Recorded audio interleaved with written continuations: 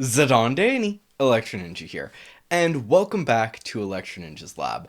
In today's video, we are talking about Final Fantasy VII Remake. And yes, it is honestly one of the best Final Fantasies in recent history. Now, don't take that to mean that it's the best. It's nowhere near the level of 14 or even 15 in my books. But compared to the 13s, 12, 11, 10. Oh, sorry, I just really don't like basically anything between 10 and 13 3. So, yeah. But it is still a fantastic game that really does deserve some attention. However, it's not perfect, like I said. But I do think that people should actually give the game a chance.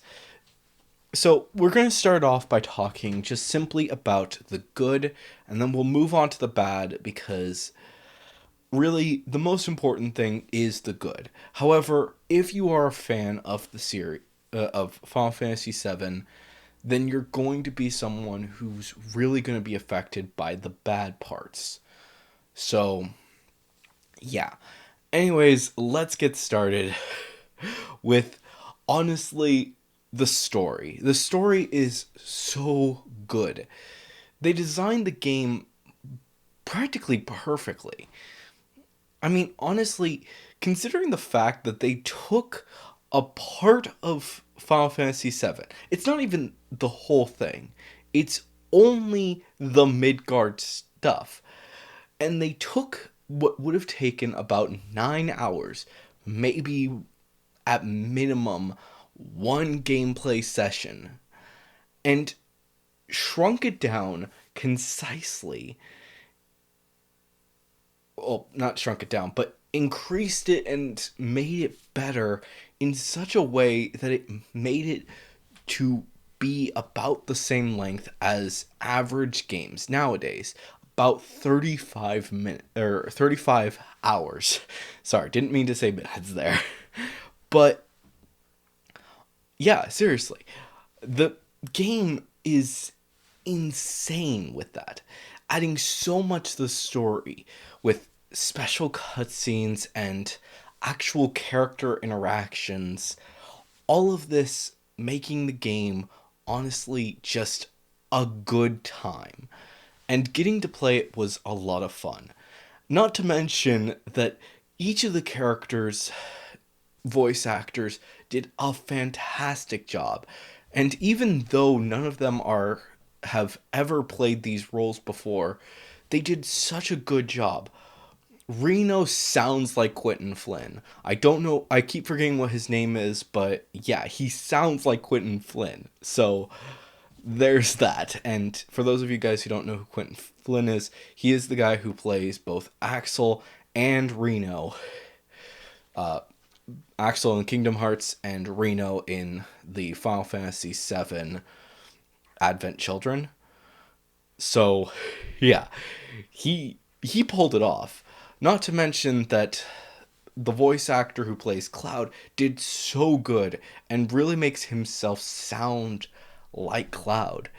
Obviously, there is Aerith and Tifa are a bit in a gray area, and I mean, oh boy, seriously, look at Barrett and Red 13's rap list because holy crap, they have done so much in acting. And it's honestly really cool to see how these actors have done things in the past. Honestly, I really love that these two guys, I think they honestly pulled their weight. Probably more of the weight of the entire game, but they did do a really good job, to say the least. So, what's next? The gameplay.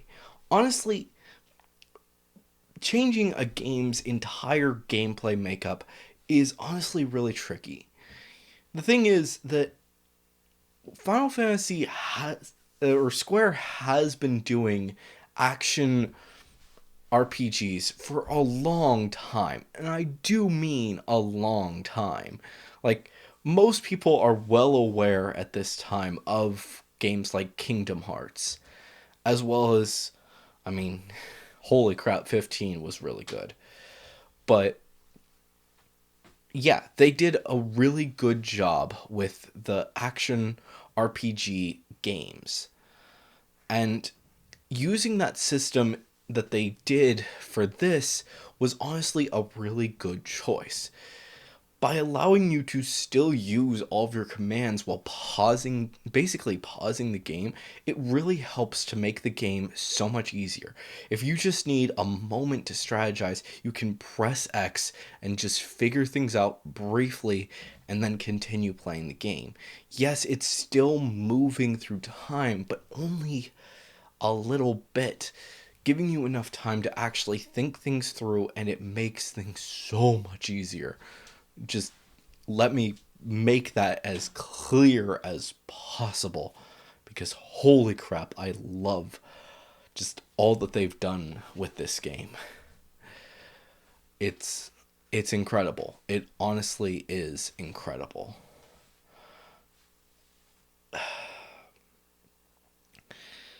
And then there's the frickin' side quests. You'd think that the side quests would be kind of lacking, basically thrown in as an extra thought, like, oh, let's just give them these little things. But no, honestly, most of the side quests add so much to the character development. Getting to see Cloud grow more. Honestly, if you don't do the side quests, Cloud's growth over the series, or over the entire story, would honestly just feel a bit lacking. Like, why is he sticking his head out, or his just life out, just because of the fact that these guys are going off to fight this huge bad guy, if it wasn't for all of the side quests? Not to mention that there's a whole ton of just chaotic things that just make this game so much fun. Extra cutscenes, extra moments that honestly make me fall in love with these characters. Now, obviously, there are problems with the game. Firstly, the game is a bit of a hallway. Now, it's not necessarily as bad as, say, 13 or 10, but it does still feel like it's a bit of a hallway. And the reason for that is because of the fact that, well, that's how Midgar is. Midgar has always been basically a hallway segment, because the game was originally was just designed for Midgar, so you can get through it as quickly as possible so that you would be ready to go out and do the rest of the game. Yeah, it has a lot of stuff in it, but originally its whole purpose was as basically tutorial. Not completely, but that's its main focus. Yes, there are a lot of fun aspects, such as the disguising yourself as a woman and all that stuff. But yeah, it was a lot of fun, to say the least. A few other things to note, though, is that they have added a whole bunch more bosses, which is to be expected for a game this length. So, yeah. But, yeah, I don't know. Let's actually start talking, though, about the problems. Firstly, we have Red 13. Now, don't get me wrong, I love Red 13. He is one of the best characters. His voice actor did a fantastic job reprising the role. And honestly, I love Red 13 just in general. And I'm actually going to call him Nanaki for the rest of this video because that's just easier than Red 13. But Nanaki isn't playable. Now, that's kind of understandable due to the fact that Nanaki is only really introduced really late in the game, and there's only like 2 chapters where you're actually going to have Nanaki in your party, that being 17 and 18. At least I think it's 17 and 18. It might be also 19, but I'm not 100% certain. I don't remember if there is a 19. Sorry, I'm blanking. But yeah, Nanaki is really important here and yet doesn't do much. Like, they didn't have to do a lot. Basically, I would have been happy if they just allowed him to be playable in these segments and continued with the rest of the story or the game as it is. They didn't have to give him new weapons or anything. Just make sure that he's on the same level as the rest of them, and it would have been fine, in my opinion. But instead, they decided to go a different route, making him basically just a guest member. He he's so little utilized that it feels disappointing.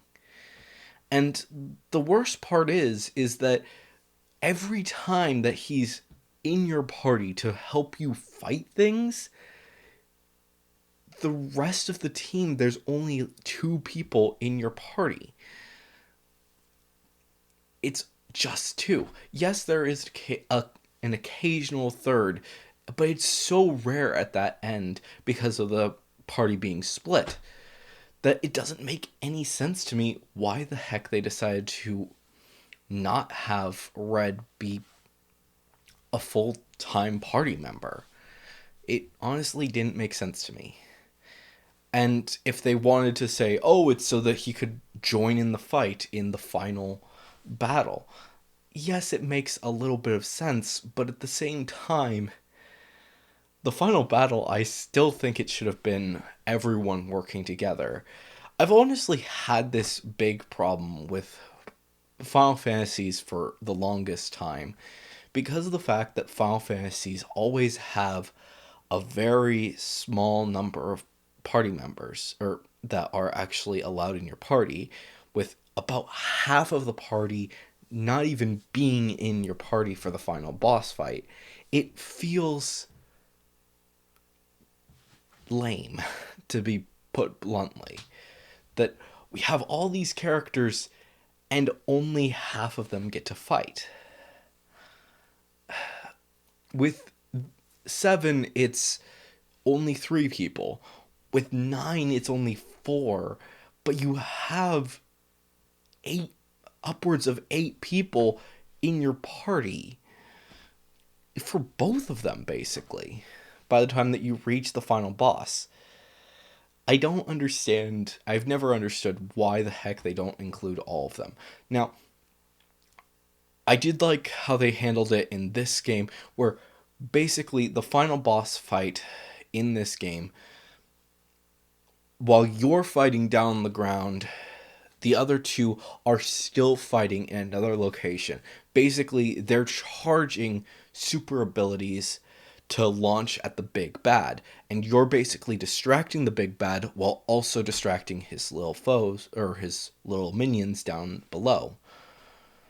And honestly, that was a great moment.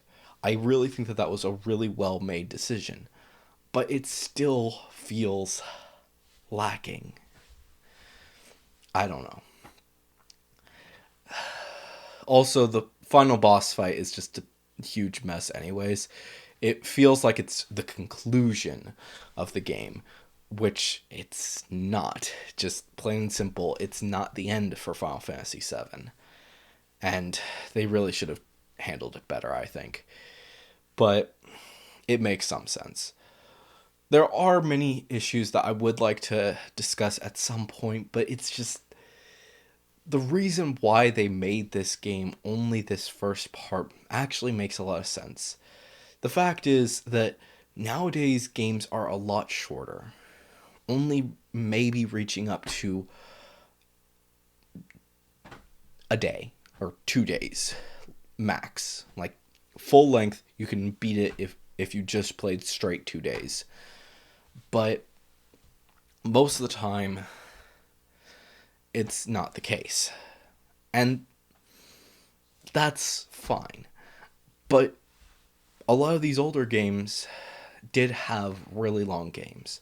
Not to mention that figuring out how to really handle the open world aspect of Final Fantasy really does sound like it's going to be a big challenge going forward. The fact is that really the best option that I can see for them doing right now is to take inspiration from Ni no Kuni and Ni no Kuni 2 to still basically, as you're walking around in the overworld, randomly these enemies will just appear and then you'll fight them like that. It could work, but I'm honestly not sure. Open worlds have the way that the original Final Fantasies did have been slowly dying out, and understandable that they wouldn't want to start off with that. They want to get new fans interested in the game so then they can try and throw this stuff at them to really experiment for maybe making Final Fantasy, I don't know, 17, because obviously 16 is going to be a different horse altogether. It's going to be very similar to 15 from what I'm understanding. So, I don't know. We'll see how things are handled in the future, but yeah, it's challenging. It is a challenge. But the rest of the game, after you've completed the story, that is where the problem is. The fact is that they didn't make a post game. Not to the level of other games, even the original Final Fantasy VII. They just didn't make one. Basically, you go in to the once you finish off the final boss, you can then go back in time and redo the game. That's basically all it is. Just going through the game again and again to just make sure that you get everything. Yes, they do add certain things like the secret bosses, which you can only find in Chapter 17, and holy crap, that is really annoying. Seriously, if you guys haven't seen Chapter 17's the secret bosses, I don't blame you. Honestly, it's so hard to even get to that stuff that if you didn't do them, I completely understand. Which is another issue. Hard mode. The game wants you to complete the game in hard mode in order to finish it. My dad has often said that games create hard modes or proud modes as basically a way to give false false extra content. Basically, you can now go and redo the game in hard mode, and this is a blatant example of that. Because of how they decided to handle these characters and handle the gameplay, it just simply is a blatant example of that. Because there are many things that you can only do in hard mode, such as fighting off those final bosses. You're going to have to eventually redo at least 3 of the chapters just in order to get all of the dresses. And you have to do chapter 3, 8, and 9 3 times in total just to get all of the dresses. And that's for a trophy. If you want, you have to make sure that you get all of the quests done, and basically each time, unless you are extreme, it didn't actually get the frickin' blue dress originally, But if you chose the blue dress originally, then you have to, every time that you go back, you're going to have to redo all of the side quests every time in chapter 3, and it can be really annoying to do that.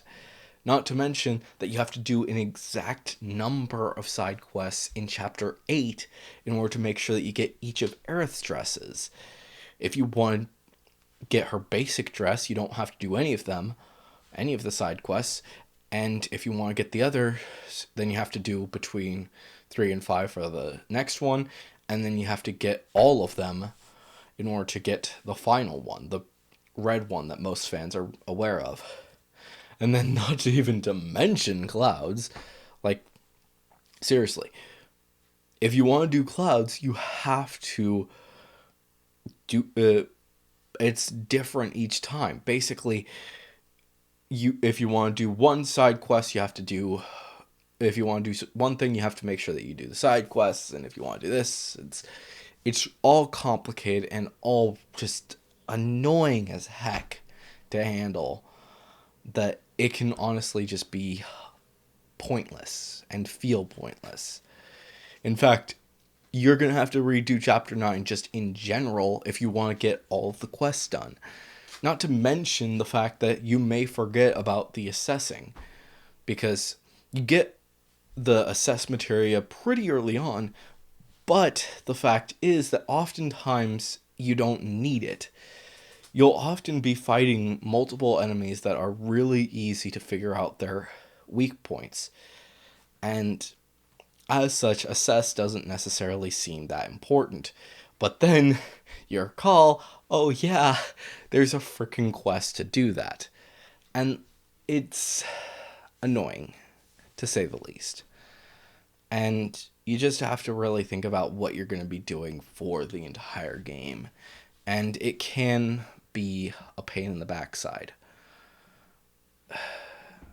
Not, and I haven't even mentioned the fact that Cloud is always chosen by Corneo, which, oh boy. Like, seriously, that was one of the funniest things, because you actually had to try to make sure that you got chosen by Corneo instead of any of the others, which, if I'm recalling, there were actually more girls besides Tifa and Aerith in the original. I could be wrong about that, but I'm pretty sure that was the case. And now it's only you three, and Cloud's always chosen. It's honestly really annoying. But it makes some sense. They don't want to recode everything each time, and yeah. But honestly, it takes a lot of the fun out of the original. Now, don't get me wrong, I do absolutely believe that if you are planning on picking up Final Fantasy VII, you should absolutely give it a chance, because it honestly is a good game that I think a lot of fans are going to love how the story plays out. But at the same time, it's not a good game for fans. It's a game for newcomers, to basically grab all the newcomers so that they can make sure that they can just do a whole bunch of stuff. The fact is that I personally haven't even finished Final Fantasy VII, but it makes me want to replay that because of the fact that this has so many issues, and I want to re-see how things played out originally and see if this really was an improvement to Midgar, and if they can actually improve these things. Now, I do think that people should buy the game so that, and express their opinions on it. Actually say what they feel is wrong with the game. And by doing that, it'll help Square to actually see, oh, we should actually fix this before we release the next one. That way, fans will actually really enjoy the story going forward. And I know that more than likely it is going to be a PS5 game. And oh boy, that's going to be a fun situation. There's a lot to this, and I'm not 100% certain how they're going to handle Final Fantasy VII going into the future. But if they at least know that fans are enjoying this, but they do have their complaints, hopefully that'll make them realize these things fast enough so that they can fix it before things actually get worse. Unfortunately, I don't know how things are going to continue for Final Fantasy, but we shall see. Now, before I actually sign off, I would just like to let you guys know that Quixote is actually planning on doing a Let's Play. I know, crazy, right? But he is planning to do a Let's Play of the Final Fantasy VII original. He's not really certain on when he's going to start it, nor am I. But he is thinking of doing that in the next few months. So definitely look forward to that. And you can expect me to actually announce it when it starts. But just so you guys are aware, head over to Quixote's channel. I haven't linked it in the description, but you guys should head over there so that you can actually support this. It's going to be a lot of fun. Anyways, guys, hopefully you've enjoyed this video. If you have, please make sure to leave a like, subscribe if you're new, and ring that notification bell. And even if you're not new, but you just haven't subscribed yet, please subscribe and ring that notification bell. And of course, leave your thoughts and theories down in the comments below. And of course, if you are going to leave a theory, make sure to say theory review somewhere in your comments so that we can talk about it in a future video. I will be getting back to the normal videos soon. I just have a few more videos that are planned, and then we will get back to normal videos. So yeah, look forward to that. And of course, if you do want to support the channel even more, then definitely head down to the description and check out all of our links down there, including our social medias and ways that you can support us financially, including our Patreon, which a big thank you to our current patron, Sheeny. And of course, check out our merch store because we are working on making sure that there is more merch in the merch store soon. But anyways, guys, I have been Electro Ninja, and I will see you guys next time. But on!